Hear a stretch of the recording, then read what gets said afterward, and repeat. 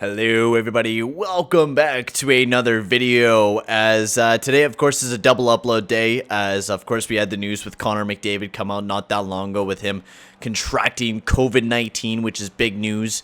Not just that, we also had NHL 21 deep, practically a deep dive in the franchise mode, which wasn't really a deep dive because there hasn't been too many changes to franchise mode, which is a bummer, but at the exact same time, I guess it's not. I did want some changes to, of course, the line chemistry because it's been broken since day fucking one of the game. It really has. The way that you could just have a power forward, playmaker, and sniper combination and automatically get a +5, and then like grinders and stuff like that are automatically just broken. They don't work very well in any of your schemes or anything like that. So I'm hoping they did kind of fix it, but from what they said in this article, they didn't really specify any of those kind of fixes, and same with the coaching and stuff like that. So I guess we'll have to see when we get the game and stuff like that. But there's some new features that I'm really excited about, and that will help us kind of boost the next kind of franchise modes and stuff like that. Of course, we're starting the Seattle Kraken franchise mode here very soon once the 6th, or not the 16th, the 13th. So in a couple days, we'll be able to get it.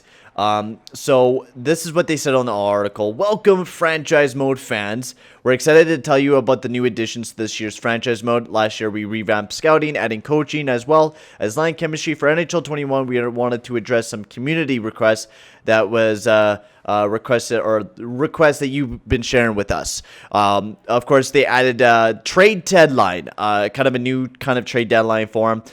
We have added an all-new trade deadline experience replicating the frenzy broadcast across the league every year.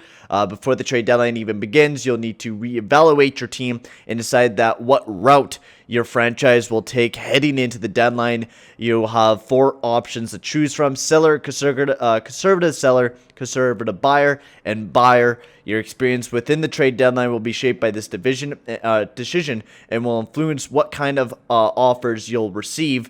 Once you enter the trade deadline in your official blah blah blah, you'll have the whole day or whatever, how many minutes, whenever a trade is made, you'll be notified via the ticker, just like a real trade deadline in the market, blah blah blah, and it'll pop up a picture, which I'll pop up now, which looks honestly really cool, with the way that you got your top free agents, your proposed to trade, your trade board. I really like this update. It is a nice feature to trade deadline.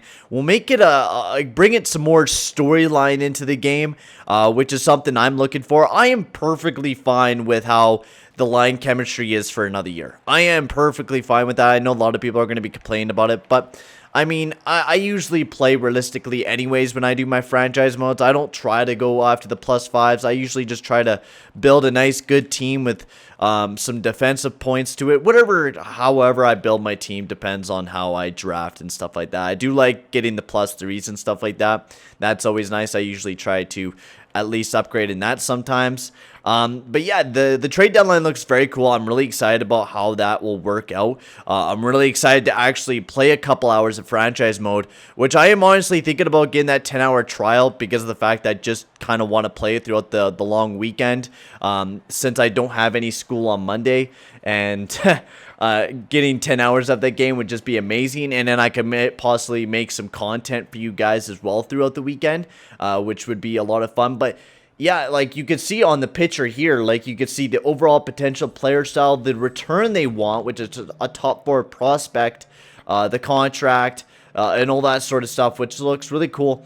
Now, from what it seems like, is the way that they're going to be building this kind of roster is kind of like what they did with NBA, which I hope they update it and I don't have to go through and do a bunch of stuff, or maybe we could start during the off season and do it that way, which I wouldn't mind doing. So yeah, it's going to be really weird how everything kind of works out. But at the exact same time, I'm really excited to start up a new franchise mode and everything. Like, it's going to be a lot of fun.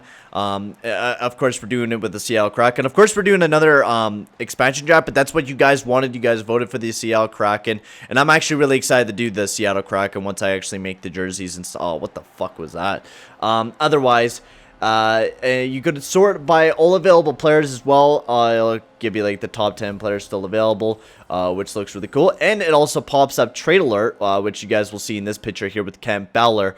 The return they want a first-time forward, which, I mean, you should practically just fuck off. But and then it also like the realistic trades, like Nick Foligno goes to Montreal for a 6th, they get a 2nd and a prospect. So you're seeing a lot more prospects leaving, which we really didn't see last time too much. I mean, you did, but I'm really excited. And I think they also fixed up the trade value with players and draft picks again. So the trade value has been a thing that's always been kind of broken. Like they just hadn't having the tweak it over the past couple of years. Goalies were the one that got that big dent in them, which I think is still kind of broken. Like Hugo Anafel in our Detroit Red Wings series, who won a Vezina, we weren't able to get very much from him. It was like a fucking, what was it, like a 2nd round pick for our Vezina winning goalie or something like that. But I mean, Jofsson stepped up big time, so I'm not too worried. Otherwise, record book. This has been a thing I've been asking for such a long time. The old time stats, you get stats for your team and everything like that. Now, I used to track my stats when I did my kind of like my offline franchise modes, because usually if I'm doing an offline one, I like to keep track of everything. But now everything is going to be up on this, which will make it a lot more exciting, right? Like it will just be a lot better. You can even get franchise leaders for your team, so you get to see like Sidney Crosby leading the team in points. Also, multiple positions as well will be put it in. Draft class quality and generated prospect quality. You can now, I guess, put that around. Like you could lower it, you could higher it, you could rate it prospect quality. Engine shot frequency, that's okay, that's cool.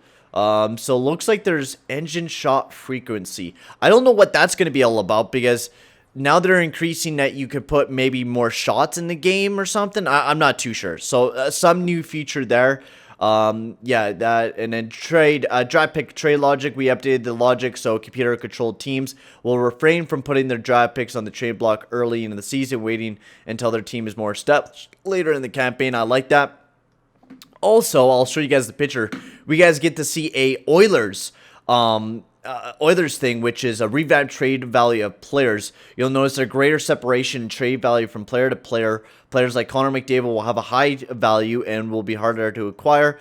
We have also adjusted the value of certain positions. Centers and defenders will see an increase of overall value, while goalies and wingers will have a slightly less value than previous years, which I extremely like, because of the fact that wingers, yes, they're good, but centermans are your main goal. Same with defense, right? Defense and centermans, they're the hardest thing to pick up in the NHL.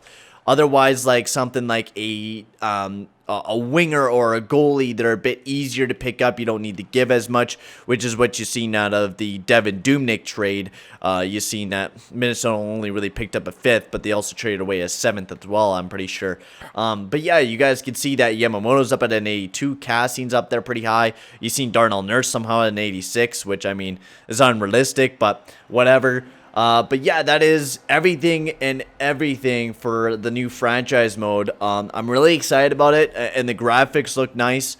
Something new to play, which, I mean, that's something I've been kind of waiting for, because of the fact that franchise mode to me now, it is fucking real boring, man. I've done a lot of franchise modes, of course, a lot of offline ones, and just a lot of YouTube ones. I did a Toronto one, Detroit, Quebec, Chicago. We did a lot over that span of time in NHL 20, especially during the COVID times where we really didn't do very much. We did a lot of Detroit and we did a lot of Quebec. So yeah, I'm really excited to start up the NHL 21 series, and I hope you guys are as well. NHL 21 will be coming out in a little bit. I think it's the 9th that we get the demo, so I probably will be getting it. Most likely, because I'm bored as fuck and I need my 10 hours of video game time. I should have bought EA Play beforehand, before I bought EA, and then I could have saved a little bit of money on the game, but whatever. Not a big deal. Maybe I could get some free games or some deals on other games that I've been wanting or some shit. Who knows? Who knows what I'll do? But for right now, guys, I'm going to sign off here. Thank you very much for watching. Make sure to like and subscribe, and I will see you guys all in the next video. Adios, amigos.